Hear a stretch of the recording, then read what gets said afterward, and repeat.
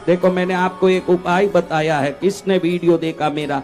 मैंने उपाय बताया, उस वीडियो में मैंने बताया ये है शुक्र का स्थान। कौन सी जगह? अट है शुक्र। कौन है?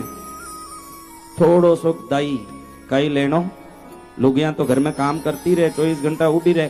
थोड़ो सो सुबह उठने थोड़ो दही अटे बराबर थोड़ो सो लगाई लोला, थोड़ो सो लेना अटे लगाई लोला। तो दही है शुक्र ना हथेली री आ जगह शुक्र। शुक्र में शुक्र लागे जने अनंत गुना शुक्र री शक्ति बढ़ जा। थानो बीन थानो केनो मानी धंधो बढ़ी, घर में परिवार में धन दौलत सुख शांति रही। एक छोटो सो क्रिया है लेकिन बहुत बड़ो फल मिलने वालों। कई लगावड़ो? हाँ, मस्को नहीं लगावणो। के मस्को लगाई रही हो फलान चंदीरा केवे के नहीं? अच्छा है कि थोड़ा सा दही। यहाँ पुरुष भी हो जिनके धंधे कमजोर हैं, वो कौन कौन है भाई? मेरा धंधा कमजोर है, वो